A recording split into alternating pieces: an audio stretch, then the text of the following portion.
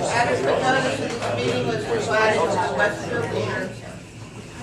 Advertised on January 9th, 2014. Notification was sent to the Star Ledger and prominently posted on the municipal public bulletin board and filed in the office of the municipal clerk, informing the public of the time and place according to the provisions of the Open Public Meeting Law, Chapter 231, Public Law 1975. Good evening, ladies and gentlemen, and welcome. This is our workshop portion of our meetings tonight. I'd like to ask everyone to silence their cell phones or Blackberries. However, if you must take a call, please do so out in the hall. It would be greatly appreciated. At this point in time, I'd like to, I see on our agenda, we have our Department of Public Works Superintendent Fred, and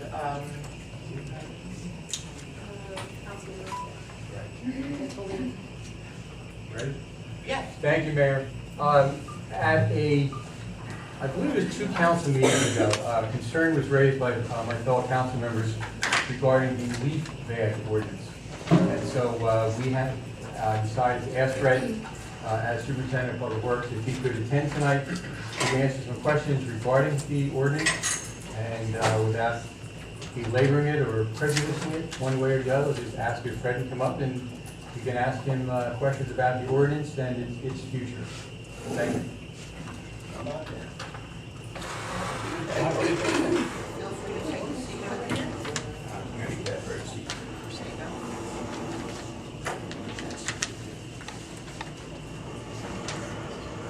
Mr. Nearset, are you done? Almost. I'm good. Okay. Thank you, Mayor. As residents and council members may recall, last year the borough enacted an ordinance requiring that residents place their leaves in bags for pickup. It was agreed at that time that that would prolong the lives of DPW workers. I'm exaggerating when I say that, so what I mean by that is pushing the vacuum takes a lot out of the DPW workers. It also would free DPW workers who are hoping for some other duties, and also, most importantly, I shouldn't say that, but one of the other factors is we reduce our costs. And specifically, did reduce our costs last year. We did not have to ask the DPW workers to come in for any overtime pay on Saturdays in November or December as we have in the past. But I know not everyone was happy with the requirement that everyone take the leaves out to the curb for the pickup. And basically, we have simply asked Fred if he can come here tonight to explain to us what the impact of the ordinance has been on the DPW workers, what the impact has been on his budget, and perhaps any positive or negative impacts of that ordinance. Then I assume, Mayor, we would open it up for questions from the council members. Okay, thank you. Well, like you said, overtime cost savings alone was pretty, and one Saturday, back then at the rate of pay was $2,300 for the whole department every day. We usually require at least 2 Saturdays per year, one after Thanksgiving, and we always get a weather event that will back us up even further, requiring another Saturday. We're talking about approximately $5,000 or close to it. That is well over the cost of the bags themselves. So we're not only saving on that 50 bags, the overtime cost, we have money even left over on top of that. So that's a good thing. Like you said, doing it with the vacuum like that, very hard work. That hose is several hundred pounds, even though it's held up in the air hydraulically. You still have to move it in between cars, around everything you can think of. This is a very dirty, dusty job at times. A lot of the times the vacuum will become clogged. And until the clog's fixed, you have a whole crew idle, not doing anything. Whereas the loader crew can continue on because they're scooping it up with the loader and putting it into a truck manually. Again, with the dust and the dirt, I had quite a few complaints, people getting their cars washed, and we came by and it looks horrible. And I can't blame them. I wouldn't be happy either, So Fred, you're in favor of this, if I could just interject. I think the good outweighs the downside, absolutely. So Fred, can I ask you two questions? So you're saying that we saved $5,000 in salaries? In overtime, the 2 Saturdays, about. So then what was the cost of the bags that we purchased in? I buy them in quantities of 10,000, and that usually lasts 1 season plus, maybe a season and a half, and they're about $3,200, $3,300. So then, but that then washed out the $5,000 savings? No, not quite, but we were buying the bags anyway. We were buying that quantity of Yeah, bags anyway? they were lasting us a little longer. Obviously, not everybody had the bag, but we were buying the bags anyway. Okay. And then do you find that most people are actually complying with the ordinance and bagging the leaves? Yeah. They are. Most people, I mean, how many, were you putting out a lot of the notices in the homes, or how were you? Not a lot. How were you handling the people who were We were leaving complying? notices with people that were still putting them out, that, you know, they needed to put them in a bag or a can, any rigid container, you know, and we'd take them. Okay. And even people that would put them out after we did that section, put them out in a bag, it's not nearly as frustrating as is going down the street the next day and seeing a giant bucket leave where you just cleaned and swept. The bags don't leave that mess. Was your office getting any complaints about the ordinance? or Honestly, having- no. Just questions. Can I take more than 10 at a time? Can I get my neighbors? You know, things of that nature. Can I get my neighbors what? Pick their bags up for them. As long as I told them, you know, we have a sign-in sheet to sign for both. Oh, okay, thank you. To get, yeah. Not complaints about having to bag them? No, to be honest with you. Okay. Thank you. I have a few questions. Thanks for coming in, Fred. No problem. So you said that you put out some notices. Do you have an idea as to what number of notices you're talking about? Well, I would keep a list and then give them, you know, a couple of days to comply. And 99% of the time it did. So no one received a violation from leaving their leaves out? I don't believe so. No? Okay. I did notice a lot of, not a lot of piles of leaves, but some stayed out there quite a while at times. But, you know, eventually they complied, which is good. We still use the vacuum though, correct? Yeah, for borough properties and the parks and schools. Okay, so we still have to keep the vacuum, we still have to maintain it. Eventually, when it goes, we'll have to buy another one, I'm assuming. Yeah, you could buy a smaller unit. Okay, You don't need something that big. okay. And then, you said that the leaf bags lasted about, a season and a half. Was that before the ordinance or after this ordinance? After.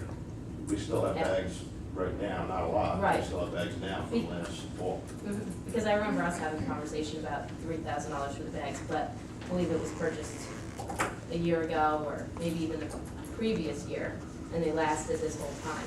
But in general, we could say then the savings is 5,000 minus 300 pretty safely? To say that there's a savings of It's 2,000? about offsetting the overtime and the cost of the leaf bags. The leaf Right. bags we were buying anyway, but we're using a little more of them now. So we're essentially saving 2,000, No, netting, 5,000 minus 3,200. right? So that's 1,800. Okay, well, I was being kind, I guess. and No, you that. said 200. 2,000. Maybe I misspoke, and then 2,000. But would that be a year?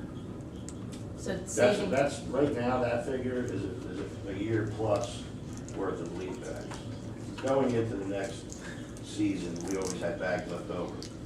This year we have some, but not a lot. We're gonna need to order more. Okay. okay. So we can say a couple thousand Now per roughly- year would be saved.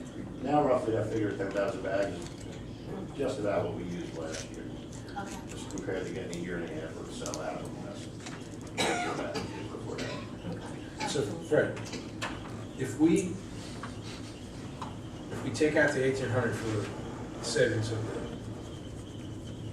overtime versus the leave back, do we get any other incremental productivity, or is, I mean, how much time do you actually save? Do you have it quantified for not doing the, There is a time savings, it's not humongous, you know, I mean, it's quicker to pick it up that way, but it's not, you know, you still have to go out every day and do it during leaf season, you know, and that's, of course, 4 days a week after we finish up doing parks. 4 days a week for a couple of weeks. Well, Well, I'm just For how trying, long? Well, Four days a it's week for about how long? 6 to 8 weeks, isn't it, picking up leaves? yeah, I'm just trying to figure out what our real savings is. If it's $1,800, it's $1,800. If it's, we get more productivity somewhere, then that's great too. But it's just the 1,800, it's the, you know, it's the 1,800. I have a question to follow up to what you're getting to, I think. Were there extra duties performed by the DPW workers by having this in place? By doing that this year, were they able to get other things around town done? yeah, we got done earlier than normal, which we were doing. Okay, Every day. right, so Because what, we would stay out there, especially the first pickup, second for that week, we were slammed, a lot bad. right, I'm The sure. First couple of days, you weren't working until, you know, early, getting off earlier than you normally would, or getting done earlier than you normally would, you worked right up to the end of the day. Right, so what types of other things did they get to? With basin repairs, line striping, hot patching, paving. Okay, and then, Plus, we have to haul the leaves. If we don't haul them up there that same day in that truck, we stockpile them at the yard. And then when we get caught up a little bit, we start running loads up the Springfield. would you actually dump them at the yard, or, and then have to put them back on the truck? If it was better that particular day, and you didn't have time to get up to Springfield or back, I'm better off sending the truck back out on route. You know what I mean? Okay, And one of them, we could be loaded with leaves for the next day. Yeah, one of them would have to be done because it was garbage the next day. right, it's interesting. How would you get them, back on the truck? We have Well, leaf having all leaf shoots that we bolt onto the back of them. Okay, because I wouldn't think the guys are picking them up. Now, we got the claw for the loader, and we have the Okay. leaf shoots that actually bolt onto the back of the Okay. trucks. Because that was one of my concerns, when the leaf bags would get wet, the bottoms could break out very easily, especially those They that have are to be very really thin. soaking wet and be left out for a long time before they blow out. They're pretty tough. They're 2 or 3 plies. Okay, so that wasn't an issue then? Not really, no. Okay, that's good. And then, my final question rather, I know we spoke about this a while ago, but what percentage of residents, bagged leaves voluntarily before the ordinance, would you say? Probably half. About half? Okay. And then after the ordinance, it probably went up to almost 100, Just right? about, Okay, without being notified. okay. Interesting. Do you see the state making it mandatory for all towns eventually? They were I know there's supposed to, some they were talk about supposed that. to years ago, and they backed off. What caused it, but they were talking about it. Still a requirement that they can't be more than 72 hours by state law. Okay, 7 days. No, they can be out a week ahead of time, a week ahead of your scheduled collection. So if you got collection on Monday, they can be out the Monday before that. You're supposed to be off, you're supposed to be a foot off the curb and 10 feet away from the inlet, which they never are. And this year also, my guys actually said, never seen the catch basins as clean as they are this I year. was just about to ask you, I know the trees are falling from the leaves no matter what, but are the catch basins Much cleaner. much cleaner because of this? Yeah, because we have to clean them out yearly, Right. inspect them, clean them out, and repair them. that's all I have. Thanks for coming in. So, just one more thing, and we don't have to do this here, but I would like, for the Streets and Roads Department to get together with you at one point to see how we can make any improvements to this, or maybe a follow-up flyer to the residents as to, things that your crew is seeing, where we're maybe placing the bags in the wrong place, and, maybe people are putting them in the streets where the cars are parking, But which. I think they did that because that's where the files went, so that's where the bags should go. They think that you can put them up on the curb, you're not taking up any parking, you're not. Right, and that's Eating the drainage, parking anyway. purpose of, we're asking them not to put them in the streets because the whole purpose was to not take the parking with them and put them Yeah. somewhere. I know in some areas they have to, where they don't have curbs, where they're on sloped areas. Right. And that's for another conversation with Streets and Roads, but we'd like to get together, Bill, with him and get some suggestions, because we're not on the road and seeing what they're seeing. Right. So, we'd like to talk to you further about Sure. that. Okay. I thank Fred very much for coming. I know the main reason we wanted to ask Fred to be here now was because there actually was concern on council as to whether or not we wanted to, keep this ordinance for this coming year. As you could probably tell by my, body language, usually pretty evident. I'm in favor of this ordinance. I did introduce it. The DPW staff, crew, whatever you'd like how to address them, They felt very strongly about this, and they continue to feel strongly about it. It's a lot less wear and tear on their backs, on their bodies. It does indeed relieve Harry Fragrance. This fact that the leaves would be in place in the bags rather than left on the street does result in the leaves actually being taken away, taken out of the town, and you don't have the inlet damage or the inlet blockage, as Fred mentioned, that we used to have. And I know it's additional work for residents, and I know there are some residents who have indicated that it's very difficult. We did talk last year, maybe this is something we can do this year, to implement some type of system where if someone does need assistance, we can actually provide that assistance somehow. I would look forward to working, with Fred and residents to see if we can do that somehow. I don't know the answer. But I think the idea of sending out a flyer again in the fall prior to leaf season is a good one. Fred, if we can work out some improvements and recommendations for people, I think that'd be a good idea. Anything else?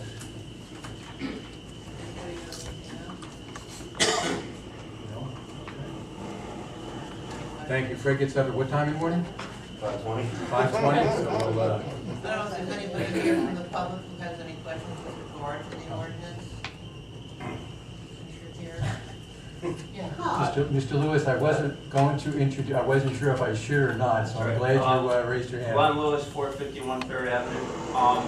I'm a little surprised that we're even discussing this, because I think that it was a great success with doing the leaves in the bags. I mean, if you ride through the town and just look at a town that bags leaves and look at a town that puts leaves in the street, the difference. And like Fred said, all of the leaves in the fall that are in the curb, that are supposed to be at least a foot or two from the curb so the water could drain to the basin, you ride around town in the fall and you let me know how many leaves are a foot or two from the curb. The landscapers have half of the pile on the grass in the curb. The other half is in the street. That's one big problem with it. And then all of those leaves that are up against the curb, obviously the water can't drain to the basins, and then a lot of those leaves are going into the basins. So that's a big problem. Number two, there's not supposed to be different miscellaneous debris in the piles of leaves. I can tell you I've found a lot of different things in the piles of leaves. It's supposed to be leaves. People throw plants, they throw plastic, they throw pieces of metal. You'd be surprised what they throw in piles of leaves. And we pick up leaves with the vac and with the backhoe, and the vac clogs up. It's only this wide. So there's not supposed to be anything but leaves. There's all kinds of things in there. There's flowers, there's sticks. Many different things are in the piles of leaves that aren't supposed to be in the piles of leaves.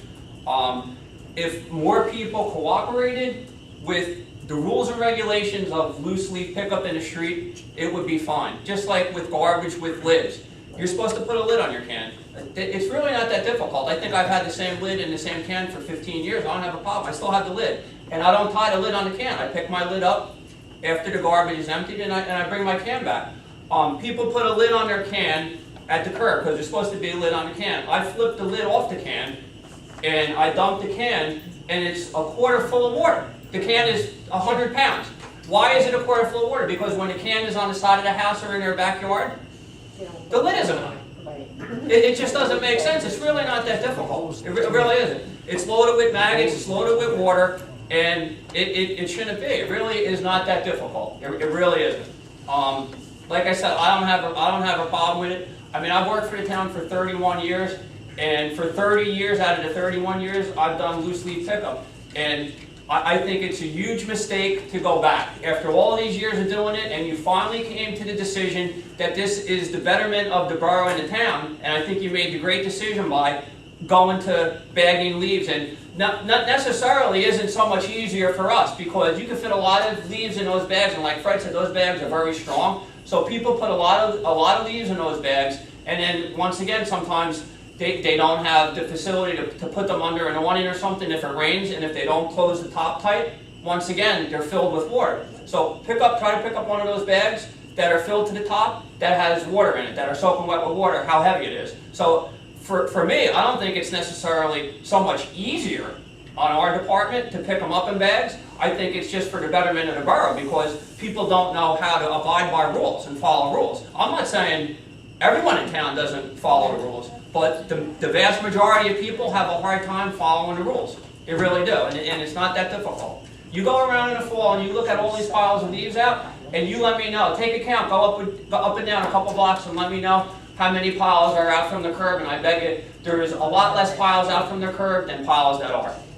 Thank you very much, Mr. Lewis. All right? Thank you. I think it's a mistake if you go back to the loose leaf bag. I think putting them in the bags is for the betterment of the borough. And like I said, it's not necessarily easier for me. I'll rake the leaves. I rake them for 30 years, and I'll do it for a few more years. But if you're going to keep them in the bags, it's for the betterment of the town. Thank you.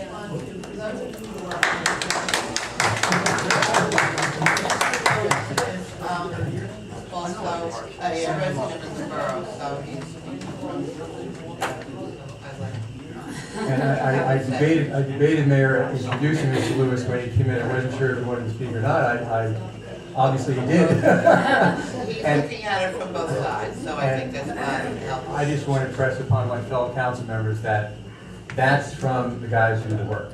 Right. And No, we don't always get that perspective. we don't always so- get that, and I appreciate Glenn coming out and speaking, and I still support the ordinance. Hopefully we can move forward, perhaps with some improvements.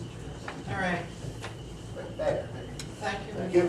Oh, you have a question over there? Is it on the leaves, Mr.? Is it I on guess the- I guess I got a comment, and hopefully, I mean, after I speak, I hope I get my garbage picked up. Is it about leaves? Yeah, it's about the leaves, but and let me just mention, About the leaves, what is the pattern? I don't have trees on my property, Bill, so I don't have That's leaves. not my fault. Well, can I plant know, them it's tomorrow. probably tried to push Mayor, some trees. if Bruce would like some trees, I can plant them tomorrow. How many would you like? None of those flowering tulips, please. No, but this is a comment. I understand the advantages, and it definitely sounds like it outweighs the disadvantage. I mean, that's a fact. I mean, it's definitely for cleanliness, yeah, that's probably the primary. But I've been coming to the meetings, and I've been hearing that there are people out there, and I don't know who they are, that are complaining about the bagging, right? This is the whole reason why we're having this meeting. And even a couple people complain to me, but I can't, because I'm a resident. But it seems like maybe you should have a survey in the Garwood Gazette. I mean, people are compliant, like you're saying, but if there's people against it, where are they now, in fact? That's the question. I mean, if they're, I would assume this was advertised, that Fred was gonna be in front talking about it. No. Oh, was it? We did advertise that you were not at the last meeting, though. Yeah. We did end at 9.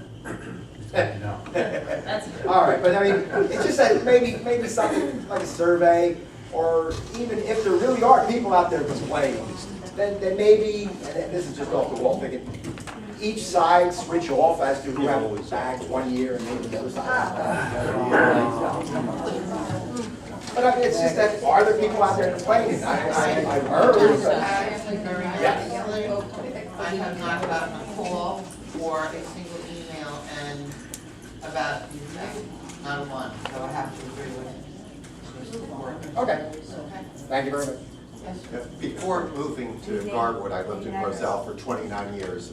We always bagged our leaves in Roselle, and it's just what we're used to doing, and the town looked better than the streets, the parking spaces were. There was also a safety factor, because I know in some towns, Name and address first, please. Tom Pettis, 101 Chestnut. Thank you.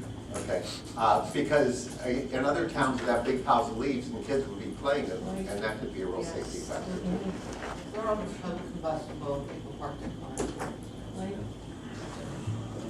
Mayor, I just wanted to reiterate what Mr. Lewis said. I definitely support what Mr. Corbett and Mr. Lewis was saying. I voted for this in committee. I voted for it as part of the council. I have received comments on the leaf bagging. All 4 of them from senior citizens. I don't know if that was the subset that came to me. 3 positive, 1 negative. So I did receive 1 negative comment, but 3 of them were positive, and the one that was most emphatic was echoes what Mr. Lewis was saying. It's really not so much, it was about how the town looked. And they're saying if you go drive to Cranford and compare them to us, they got all these piles of leaves out there versus our streets, which look a lot cleaner. So I'm still supportive of it. And at least the comments that came to me unofficially, the unofficial survey, they were 3-1 in favor. Okay. I think there was a couple. Ed Malka, 231 Spruce Avenue. I think the biggest thing on the leaf problem is the landscapers in town that don't pick up. They don't pick up and they put the curb, like Mr. Lewis said, they put the leaves half on the grass and half in the curb. And I know I've called a number of times and complained to the police department. They pass by, they look, and I don't see anything being done. If you're gonna have an ordinance, you have to address the ordinance the way it's made. You have to give out warnings, and you also have to give out fines if they're not adhering to your ordinance. And that's one of the problems. And that's all I have to say about the leaf problem. Thank you. Yes, ma'am. No, I live at 235 Spruce Avenue. And your name? Hi, Buster.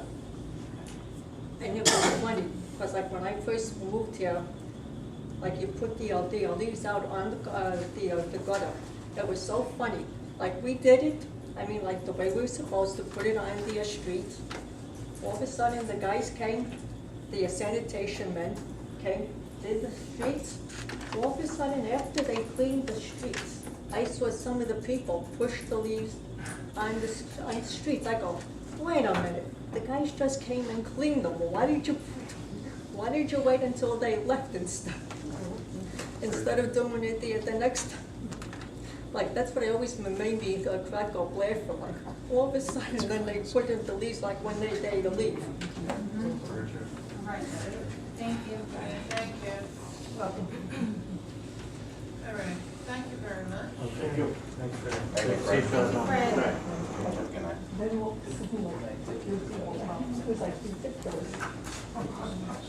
Alrighty. Back to our workshop agenda. Mr. Borrello. Yes, Mayor. Just a comment on the DLT project that we should be starting work on in the first week of August on 30th. That's a drainage project, and notices will go out probably during this week for the people to let them know what the schedule will be.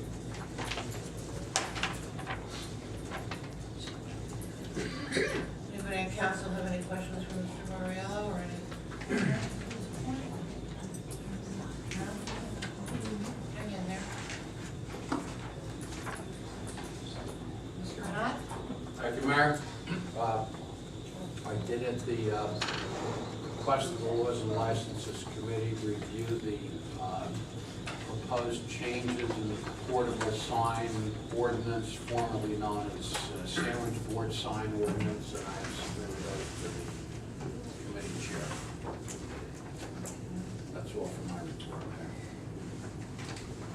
And do you have anything else for Mr. Knott this evening? No. No? Ms. Amrose, no report tonight?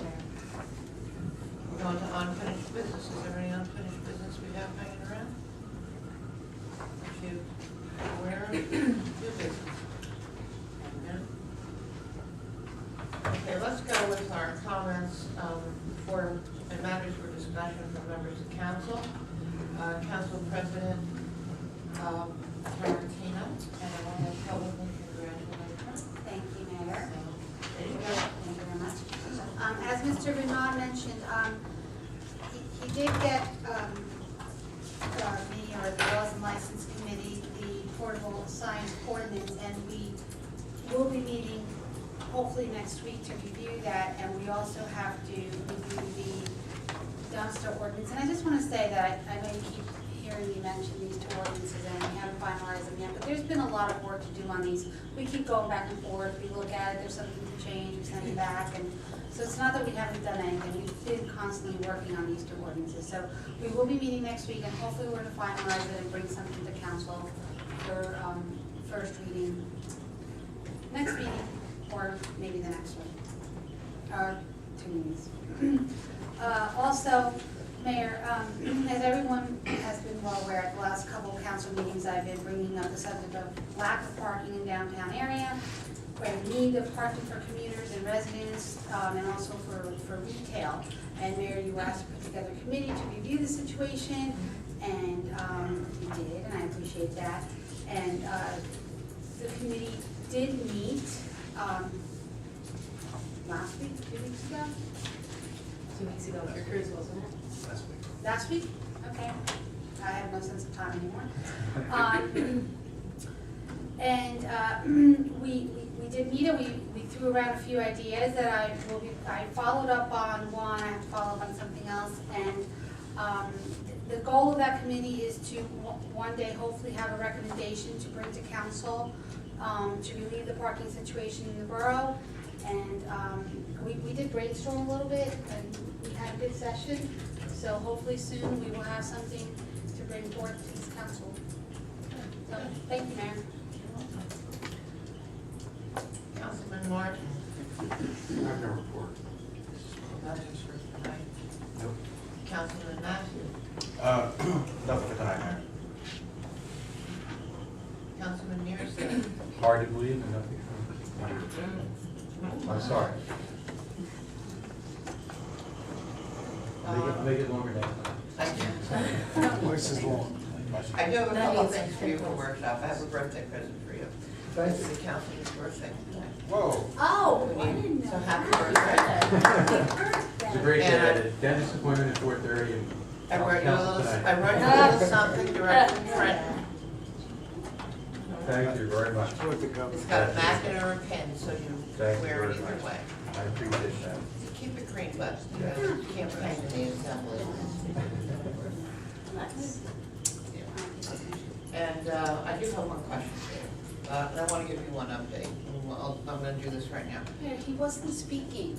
Well, he's not going to. I have one question and I have one update for him, so he doesn't bother me later. I'm Well, gonna- I figured I'd let you go tonight. It's my present to you. Oh, well, thank you. Next meeting, August 12th. Our director of OEM will be here to make the presentation, so you can cross that off your list. Thank you, man. Happy birthday, Bill. That's even better. Even better. Thank you very much. And I do have one question. I had mentioned to you a while back, and I gave you a little bit of a note about recycling the toner and ink cartridge containers. Yes. Do you have an opportunity to look into that? No, I do have it, all that I know is, what we do personally, so no, I need to get that answered for you on a larger scale. Yeah, Yeah. I appreciate it. I do have it. Well, it's relatively easy, but, all right. And that's it. Mr. Mearson. Thank you. Councilman Petrozelli? Nothing to discuss. Councilwoman Sadisco? Well, you know the no report answer stops here. I only have two things though, and they're both follow-up items. Last meeting, I talked about the tuberculosis services resolution or the potential for one. Basically, I've been working on that with Ms. Ariama and also the health officer. And basically, they were able to provide me a sample resolution that we could use. It's very short. I have a copy for everyone here tonight. It's something I've talked about before, but basically just to recap, I know that the meeting was last month. Basically, right now the borough pays the minimum of $1,000 for that service, and the other towns in Union County pay their share, either the minimum of $1,000 on up to maybe $20,000 per municipality and so forth. Union County is the only county in New Jersey that does not reimburse 100% for that expense to the municipalities. So it was something that I thought maybe we could write a resolution about, vote on, and then potentially send to Union County so that they understand that we would like to be 100% reimbursed rather than the current 20% they're reimbursing right now. And then we would also send it off to the other 20 municipalities in Union County to see what we're doing here, and then perhaps they would adopt a similar resolution. It was something they were looking into this past budget cycle, but nothing came of it. Nothing came out of their committee that dealt with that. So obviously it wouldn't affect the 2014 budget, but maybe next year it would be something that would get reimbursed to us. So I'll pass this around now. If you would like, we can look at it later as resolutions deleted from the consent agenda, or we can wait until next meeting. Either way, I'm open to. I know I spoke about it last time. It's relatively short, and so whatever anybody wants to do with that, I'm fine either way. Tonight or next meeting, no rush. The second item I have is something that was brought up last meeting in my Board of Health report about how our Board of Health introduced an ordinance to regulate license establishments in the borough that sell e-cigarettes.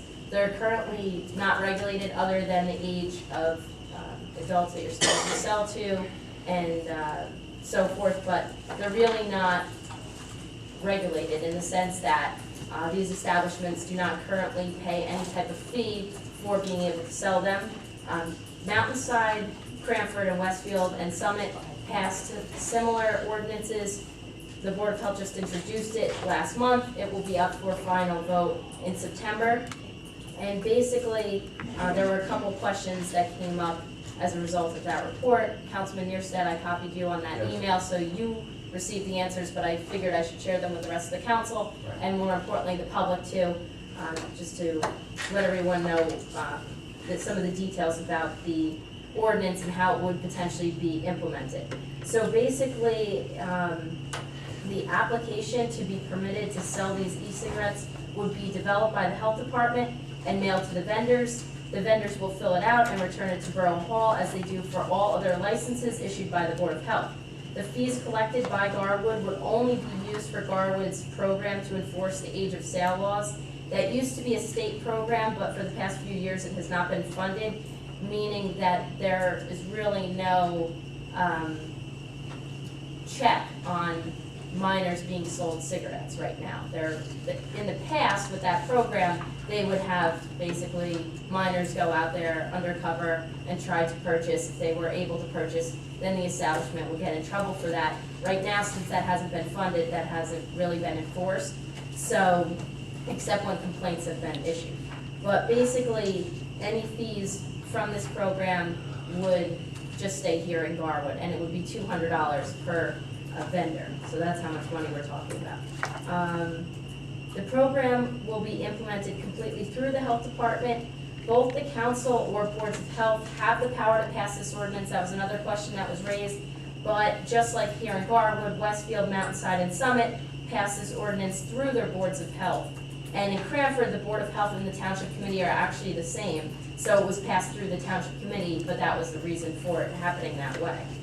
So that's just to follow up on that issue. And again, the public hearing for that ordinance is in September. It's September 17th at the Board of Health meeting. So that's all I have. Thank you, Mayor. Okay. At this point in time, I'd like to open the meeting up to public comment, and if there's anyone in the audience that wishes to address mayor and council, please step to the microphone, sign in, and state your full name and address. And we'd appreciate it if you limited your comments to 3 minutes, if that's possible. Anybody here would like to say something? Do you have any questions for the engineer or? No, you're here for a reason. Actually, nobody appointed me as spokesman either for the 200 block of Spruce. My name is Ed Melka. I've been a resident of Garwood my entire life, and I hope to continue. Anyway, tonight brings me in to council. I see drainage was last month a problem also. However, I was away and my neighbors called me and told me that we had water coming the opposite direction of Spruce Avenue, coming from the ball field. Now, the ball field's been a chronic problem, I guess, for the past year and a half. It's developed rodents in our neighborhoods, from possums, raccoons, rats, field mice. We're all addressing this issue with pest control coming in. We've already had 2 successful kills on rats. The other issue is the drainage problem, which is very serious. The only time we ever had water on Spruce Avenue was when the brook went over seriously, went around Myrtle Avenue from East Street, and then when it had no more places to go, it came around from East Street down Spruce. Well, brook had plenty of room from the height of it. Never went over the other day or last week. And Spruce Avenue had water coming from the opposite direction, from the ball fields back to East Street, with water coming out of the storm sewers. This is very unacceptable. I mean, something went wrong with the field down there where the drainage system that they put in for the ball field might have affected this. I don't know. I'm not the expert, but I think you should get somebody in here to find out what the matter is. You know, Sandy, Spruce Avenue flooded towards the tail end of that, okay? Yeah, we lost power at the tail end of it, but nothing to what the street looked like. There are pictures around on cell phones that we can show you. We were unprepared to give you a video anyway, but we do need to address this. I want to bring it up to the councilman to see what you can do to prevent us from having our basements flooded out. Because it was halfway up the lawns. And on the opposite side of my street it was even worse. It's like 2/3 up their driveway. And I don't know the fact about around the Little League field. All I know is the soccer field was dry as a bone. Okay, so you tell me what was going on. I just want to say one thing, and then I'm going to know something as well. Mr. Guariello, our engineer, can perhaps address some of the issues and some of your concerns. The flooding that we had, that we experienced from those two torrential rains, was indeed extreme. And I just wanted to point out that there are certain areas where we have some issues, and it was so bad that my downstairs neighbor was out on South Avenue down near Napa and the laundromat, and her car, brand new car, was totally destroyed because the water came up that fast, that high. And so it wasn't just down where you guys are. I know you have some specific issues, but it was an absolute, there was water in places where here we get water, but not quite as bad as it was. And to take out a brand new car is really extreme. But it also that it would, I was assured that it had gone down as fast as it came up. And yes, we did have some water that just overcame the pumps under, on Center Street under the overpass. It got quite high there and the road was closed. And you probably saw, I don't know how many of you saw the conditions in front of Dietrich's and Lincoln Avenue on Channel 7 and Channel 2 News that particular night. So it was an extreme water situation. And I'm going to let Mr. Guariello explain what's been done over there, what's going on, and whatnot. Well, I guess let's start with the flooding in general. To the best of my knowledge, almost every area in town in the flood zone was flooded. Maybe that's because it's in a flood zone. But the type of storm we had that day was with a flash flood, very heavy rain. So not only are you going to get possibly street flooding from the brook, but you're going to get just the sewers themselves in general aren't designed for that kind of a quick rainfall. So that may be why you had flooding on Spruce. But I can talk more specifically down at the Little League field. He's absolutely right. The soccer field was not up, it had no water on it. The water did come up and almost cover the entire baseball field. It was about, I would say, close to 2 feet deep in the intersection of Willow at Oak. I know, that's There's correct. a fire hydrant. There's a fire hydrant there that they wall with the white top was left showing. But the problem is that, for example, the culvert in under Oak Street at Willow, or near Willow, the top inside of that culvert is actually 2 feet higher than the intersection or the drain at the intersection of the Little League field. Because you go into the Little League field, there's a drain that goes across there. The bottom of the culvert is 2 feet higher. So if the stream is full, there's nothing that can happen but to have 2 feet of water in that intersection. That's just what's going to happen. From what I understand, the water was over South Avenue and on Willow Avenue and Yeah, Willow Avenue, and on Myrtle Avenue, I said Willow, I meant Myrtle Avenue by the Little League field. That whole area had water problems, and that's, believe it or not, though, that water was a foot and a half below the 100-year flood, so it's not like we had a 100-year flood, we had a flash flood. The stream followed, or the storm followed, pretty much followed the corridor, the railroad corridor. Every town along that way, I think Bill could probably tell you, Plainfield, it flooded. Every town along that corridor flooded. And the problem is it was loading up the upstream areas, which were filling up the streams, and then, of course, dumping water on the areas that were already filled with water. So it's just a unique situation.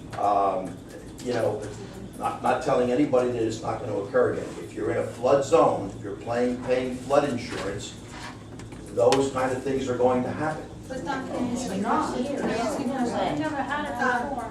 Hold on a second. These people that live in this area, Right. and they know what happens normally when we have flash floods. So they know how they normally get water and how they flood because they've been there before.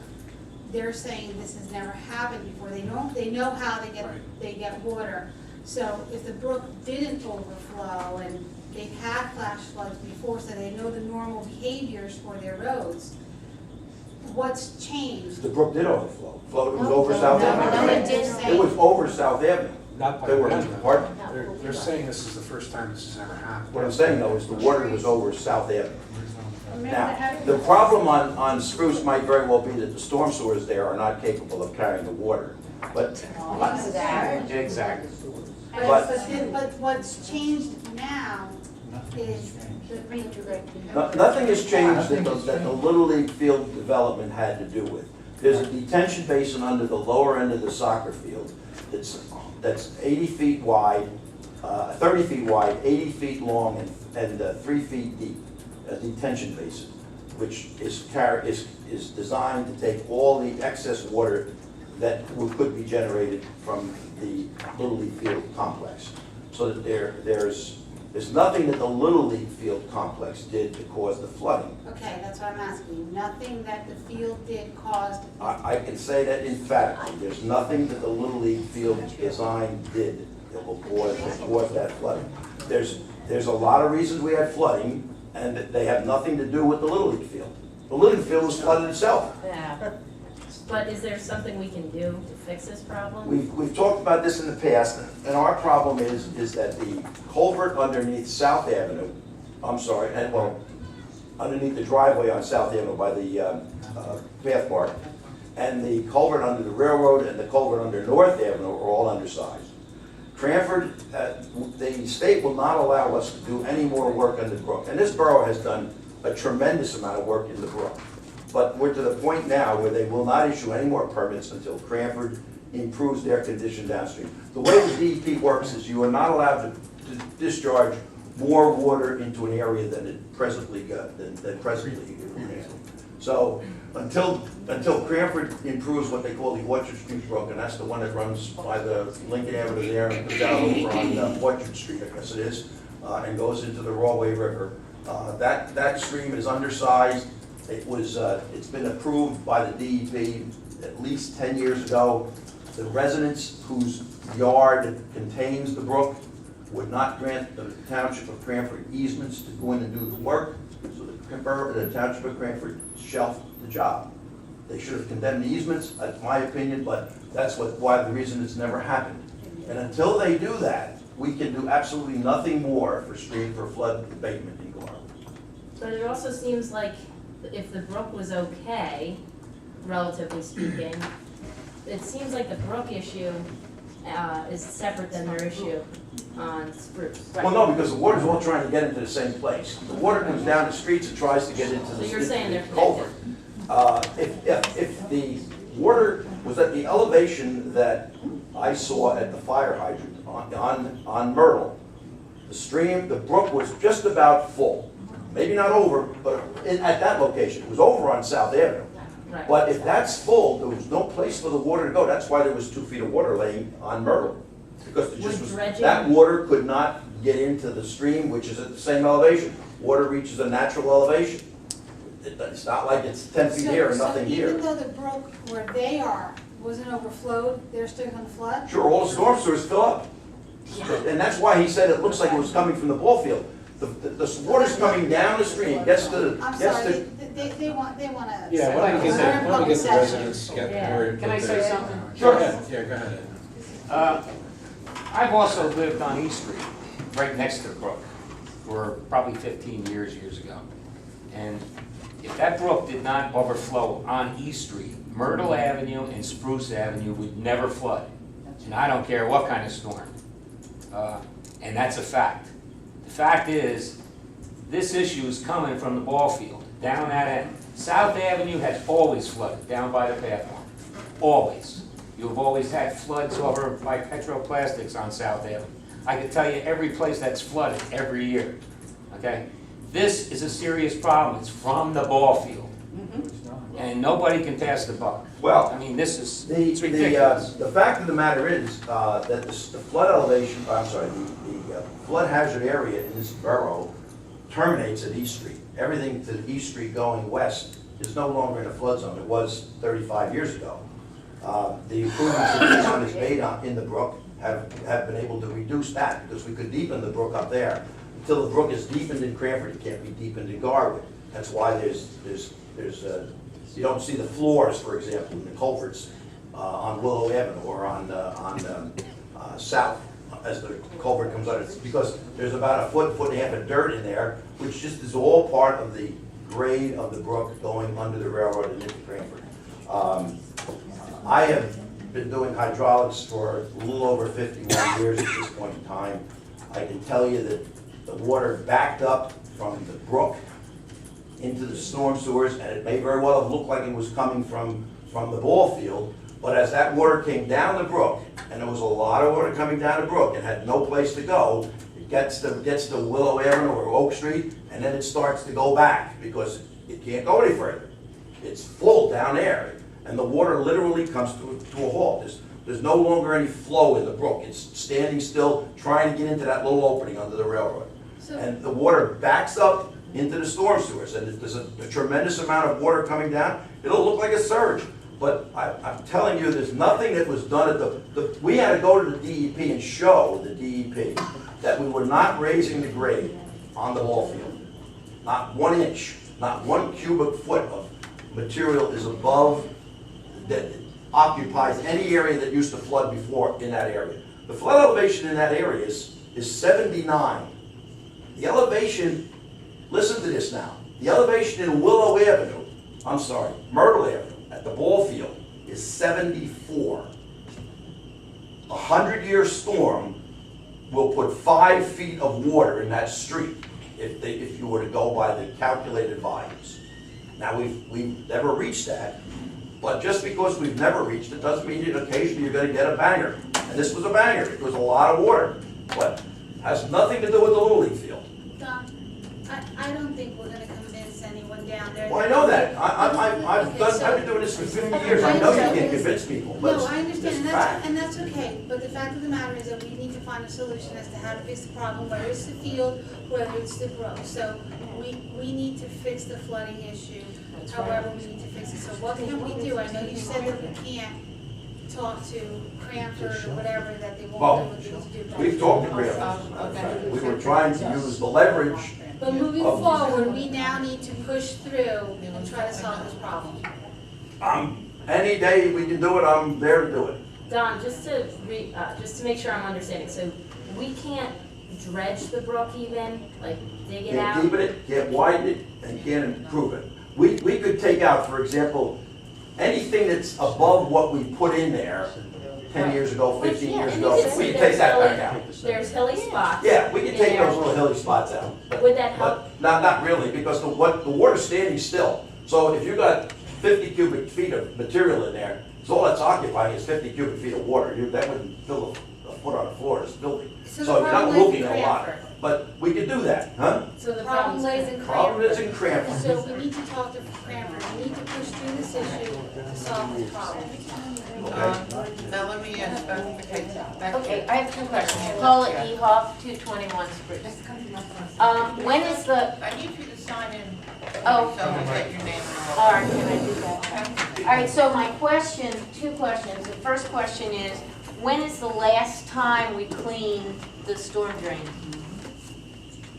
I've been told, I've only lived here 8 years, but I've been told that it used to happen annually. Fred said that this evening, he said we clean the sewers yearly. I can't tell you when he cleans them, but he did say tonight, this evening, he cleans them yearly. Inside the sewers? I mean, that's. The storm drains, yeah, when? I don't know when that is, because Well- I was told that hasn't happened for a long time. The second, She needs your address just for. oh, 221 Spruce. Okay, my second question Down here, yes. related to the ball fields. First of all, we didn't have one flood night, we had 2. Right. 2 days in a row, the same thing happened, within 30 minutes. Now, I was here for Sandy, I was here in 2011, it was Labor Day weekend, we had the other hurricane, we had an immense amount of rain.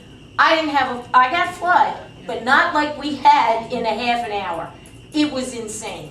The other thing that I noticed was that we decided in the park, the new park, we're gonna put mulch in all the beds. So as soon as the water builds up, guess where all the mulch goes? It drains right out of the park, it goes with the flow of the water, whatever flow there is, and it clogs up all the storm drains. You can ask Mike, he knows. He helped us clean the mulch off the storm drains. God love him, he came out and he saw it. Okay, why don't we put rock in the beds? Why do we have mulch? That just makes the situation worse.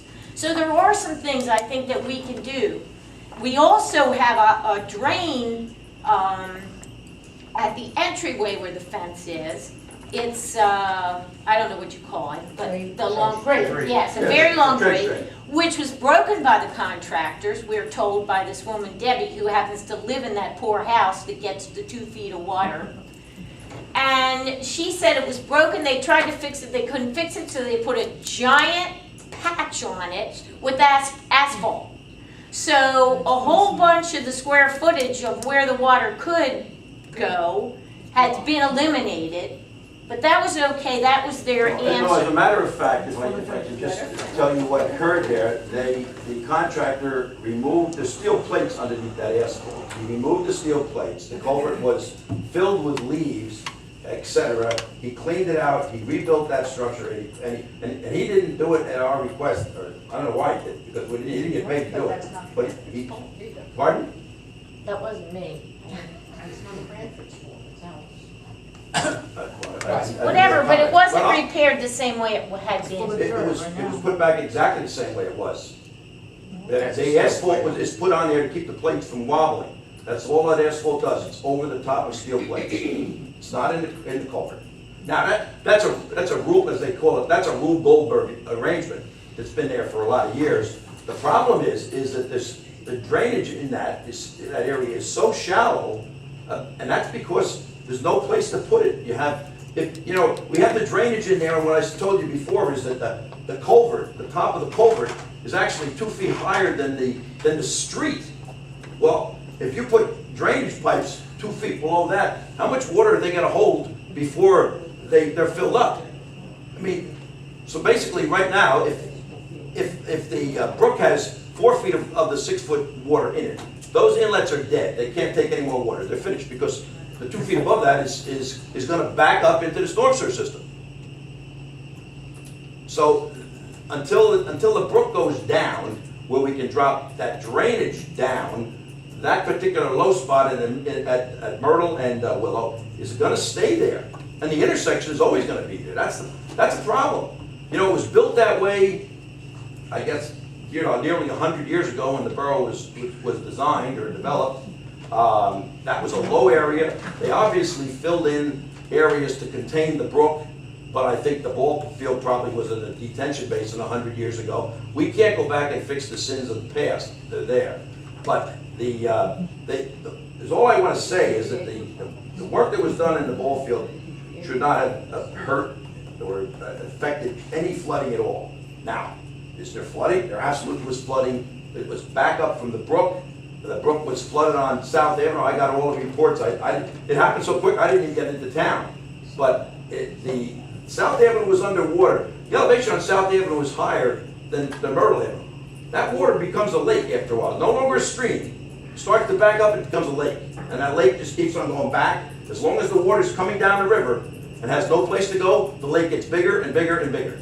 Until finally the rain subsides and the water gets a chance to get out. And it got out quick, but it flooded. There's not anything anybody can do about it or anybody did anything about it. So basically now we're gonna have a backfill going from Cranford into the center of Garwood now. So it's gonna be opposite what it used to be. Nothing's changed. Sure it did. It was just the rainfall. You had a rainfall, you had a surge rainfall, a heavy, heavy rainfall that was coming up into Garwood when the stream was already filled because it came to Westfield first. Westfield's water gets down, it's running down the river, and the storm is following it. Pardon?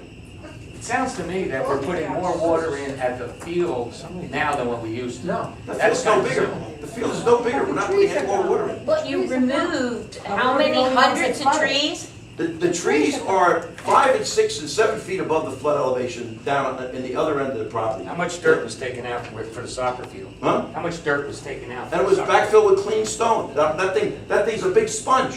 Well, It holds water. a lot of soil, which takes a lot of stone. The stone holds more water than the dirt does. The Well, stone that's has why we shouldn't use the mulch. The stone has a 40% void ratio, the dirt has almost none. That field is a big sponge. It holds water. And aside from that, there's a detention basin under it, which is completely void to hold water. Water runs a lot easier through the stone than the dirt. Mayor, could I make a...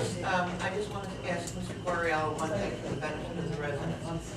The project that's going on right now, not the project, but the mayor's group with regard to the Railway River watershed, if they get anything accomplished there with the Army Corps of Engineers, which is what we're working on presently, will that make a difference on the impact of... I don't believe so. And that's the reason I said that we had to use leverage in participating in there. Because the problem is that Orchard Street Brook, when it gets into Cranford, it drops about 6 or 8 feet. So, if I remember correctly, even during Irene, one of the major storms that flooded everybody, we didn't have any flooding from it. And the reason is because our water literally is much higher coming into Cranford, into the river, than the main river is. So, but the little dinky thing that's between the main river, main branch of the Railway River, and the North Avenue, Lincoln Avenue intersection, it just doesn't carry any water. Mayor, could I just say something? And just for the benefit of the residents on Spruce, I mean, at least as far as I'm concerned, the jury's still out on whether or not that athletic field is causing problems for you. I totally hear Don's point, and I don't disagree with Don, and you know a heck of a lot more about this than I do, but I also see a lot of reasonable, intelligent people who are looking at this and saying, this hasn't happened before, and there's a variable here. Mr. Guariello may be 100% right. However, I want to make sure that we're ongoing and evaluating this. The field is your new neighbor, and it has to be a good neighbor. Okay, that mulch is a wonderful example. If I were to do that in my house and it winds up in my neighbor's yard, I gotta clean it up and I gotta stop putting it down. Well, the athletic field's your neighbor, right? And we represent you, and we're gonna make sure that that doesn't happen, okay? I do want to keep an open mind as to whether or not the athletic field is exacerbating those problems, because again, we just have a lot of folks who are saying, hey, there's a variable here, and the variable is the athletic field. The same thing with the rodent problem. I was kind of open-minded about, the rodents happened at the same time the athletic field did. Could they be unrelated? Absolutely. They could be, we don't know where that comes from. But people are saying, hey, there's one thing and then there's another that follows it. So again, on that issue, my mind is at least open as to whether or not there's cause and effect on it. So for me, at least, this is not a closed issue. I don't want anyone to think about that. Absolutely. So and just, I don't want anyone here to feel like they're berated into saying, don't believe your lying eyes. I think there may be another valid explanation, as Mr. Guariello is saying, but I don't know. You seem like reasonable folks who have experience, and you're saying this is an outlier, and at least I'm hearing that, okay? I think the last time there was water of that magnitude was Hurricane Unigo Yeah. down there. Yeah, but it didn't go. Yes, ma'am, this is, and I was going to remind the council that this is the public comment portion of our workshop, yeah. Go ahead.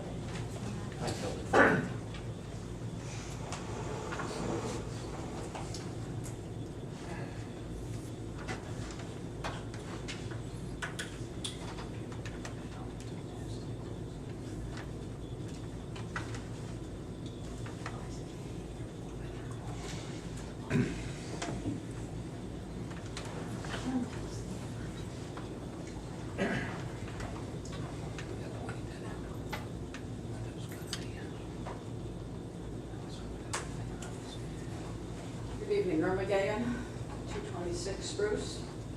We've lived here for 12 years. Being a science teacher, I know that every tree gathers thousands and thousands of gallons of water. Do we really know how many trees we took down out of that property? What will Garwood do for us? Nature is always in balance. Let's leave the past as it was. Let's put balance back into nature, and let's hope that as people, we can put nature back into balance, because we certainly have unbalanced our nature that we have had. Thank you. Any other comments this evening during this portion of the meeting? There being none, we'll close the, I have a question. Don, do you have a topographical map? Sure do. Thank you. Well, wait a minute, hold on a second here. One more thing, Don. Are you saying that the fix is that thing in Cranford where we've got to make that opening wider? I'm saying that's the only fix. Are you saying? Unless you were to take an area of town and make a huge detention basin out of it, which you don't have the land. Knock down houses. The only other thing, you got two choices, either hold or get rid of it. And we have no way to get rid of it. And there's no place to hold it. Holds it on the street right now. So what's the fix? The fix is to try to get Cranford to do that brook. So we need to work on that. So this is what I'm We need to saying. be in Let's their work side. on Cranford.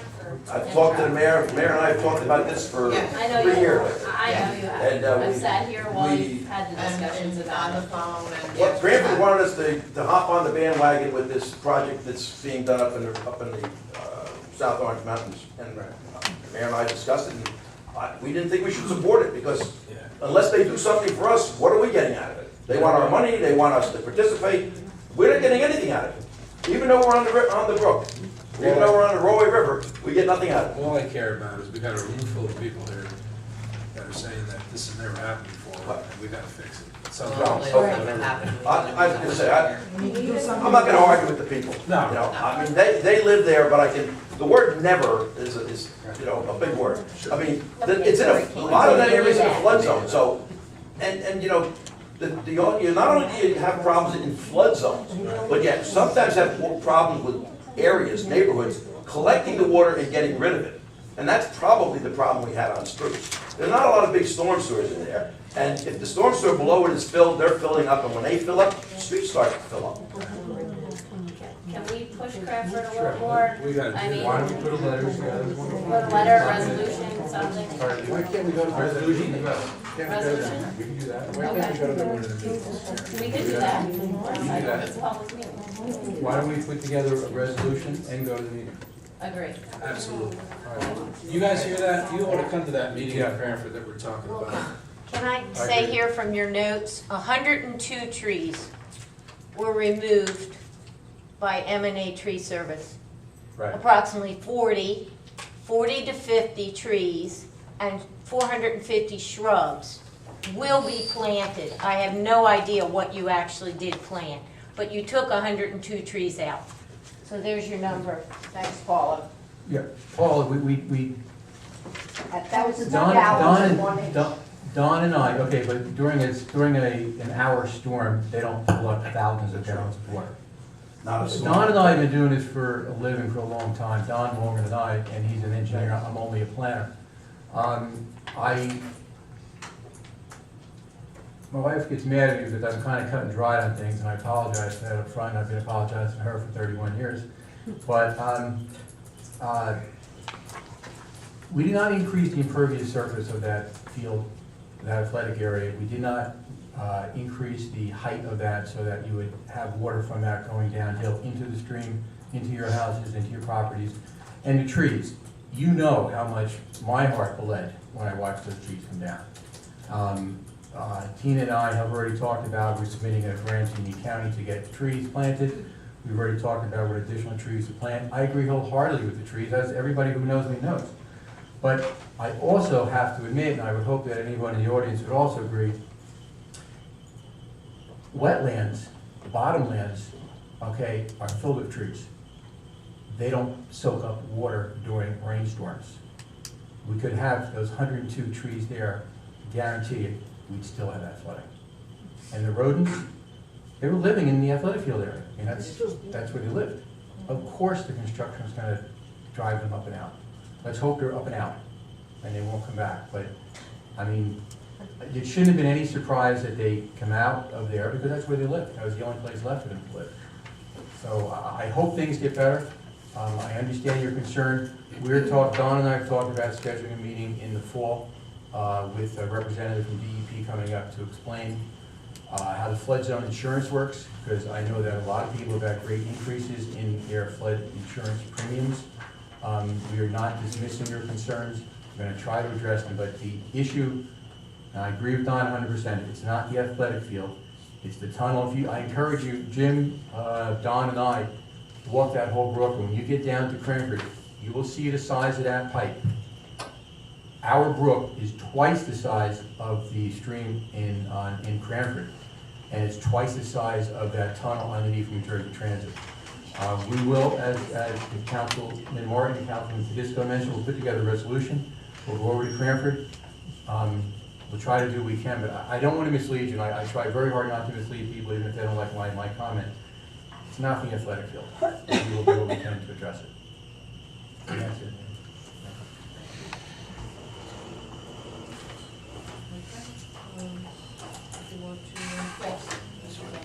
Al Belcanti, 545 Locust Avenue. Good evening, Mayor and Council. Happy birthday, Mr. Mearstadt. And congratulations, Ann. Thank you. You didn't send me a gift this year And either. I'd like to say that's what I came up here for, and sit back down again, but that's not it. Some time ago, I had some complaints to the borough, to the town engineer, and also to the council about the condition of the drainage under the underpass. The settling of the blacktop in front of my house on Locust Avenue. The fire hydrant that was replaced in front of my house on Locust Avenue has not been corrected yet. The sinkhole in front of my house, before I left to come to this meeting, I had to use a yardstick. 30 inches deep is the settlement of that hole in front of my house. That was filled twice, complained about on Thursday, and has gotten worse since then. And we have more rain coming on Wednesday night into Thursday, which I can only imagine what's going to happen to the road after that, with the little kids that play on it, neighbors that walk their dogs, and cars that drive down the street. I hope somebody just doesn't get swallowed up in it. And I also noticed while I was driving around town on E Street, in front of Washington School and south of that on E Street, that would be the 500 block, and I think it's the 600 block. Whenever the road improvement project was done there, the street is all cracked. I'm sorry, Al, I just missed your 500 and 600, not by Washington. What is it, 500, 500, right in front of Washington, right? East? East. I'm with you. And then it's the 600 block, Okay. which I don't think there's any houses on that street. with So it's really not per se a number on that street. But that one is worse. It's more closer to Locust Avenue on East, where the street's all cracked. Pretty much the whole length of it on that 600 block, the street is all cracked. You know, there needs to be a warranty of some sort, more than 2 years. I complained about the water company, or the utility companies digging up the streets, coming back in 6 months, repairing them, and then in 2 years, you got a hole. You got a settlement problem. The water company guy says, we're not coming back to fix it. Well, I think we should grab it by the jugglers and make them somehow, some way, pass an ordinance. We're looking to pass an ordinance for dumpsters. Dumpsters in my driveway, I gotta have a problem with that next? Something needs to be done. Somebody needs to follow up after these contractors. Somebody needs to chase them. They need to be held accountable for the damage that they do to the roads in this town. I know when we do improvements, we fix them. On our dollars, on your dollars, we're fixing this, okay? It shouldn't be our dollars that's fixing it. They need to fix it. And everybody has said there was nothing to talk about with the water company tonight. Something needs to be done. Thank you. Al, can I meet you 7:45 tomorrow morning for your house?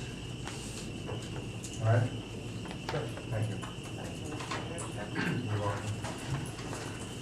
Don, I know we talked about that in the past, but specifically that sinkhole, I remember. I already discussed it with Fred the other day, and Fred supposed to be taking care of it. So it'll just be But filled in again, but it's. we may, I'm looking at the tapes again, and we may decide to dig it out.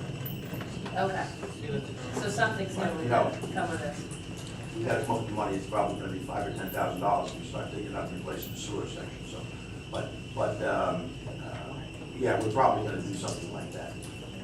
And Don, So is we'll know that, by next meeting? Yes, I'm sorry, man. Is that a storm or Sanitary. That's a sanitary line. So what Al, I assume, is thinking, and Al, correct me if I'm wrong, is that they're settling around the sanitary line, and that's what's causing the sinkhole? well, I would guess that's what he suspects, and I would doubt that that's what's occurred. The problem is sometimes the sinkhole is, yeah, I know, I saw it. I said, I saw it the other day, and I told Fred to go address it. Sometimes it's not the main sewer that's the problem. They made another, every connection on that street's what they call a cut-in connection. They're not, that sewer wasn't put in with taps on it so people could tie into it. So every time they build the sewer, they have to break a hole through it. About 50% of them, in looking at the tapes, every time they break a hole, they crack the pipe. So you get a lot of cracks in the pipe, and then they schmutz it up with some cement. Sometimes they stick into the pipe, and they actually cause obstruction for the cameras to go through. There's no evidence that there's a failure in the pipe, but there are cracks in it now. The dirt doesn't get through the cracks. Water does, but not the dirt. So why there's a hole in the ground, I don't know. The water may be leaching through, washing, but I don't know where the dirt's going unless it's turning into silt before it gets into the pipe. Maybe then it would get into the pipe. Right, but you know, the pipe is in some places is pretty badly cracked, and if that's in that location where the pole is, then I think we should probably dig it up. Fire hydrant. The fire hydrants, the two fire hydrants have been taken care of on Borough Avenue. I guess that was done last week. I called Mike Banks. I see it's done. The water company has been addressing some of our problems. They completely paid the block of Myrtle Avenue, the 100 block of Myrtle, after they put their sewer in. They come in, they build the road, they paved the whole thing. We didn't even ask them to. There's other things that I've asked them to do that they haven't done yet. And I'm on the phone probably with Mike Banks twice a week. But they did address those double hydrants. They had to put the curb back. They put the pavement back, they put the curb back. So we're keeping on top of all the issues that were submitted to them.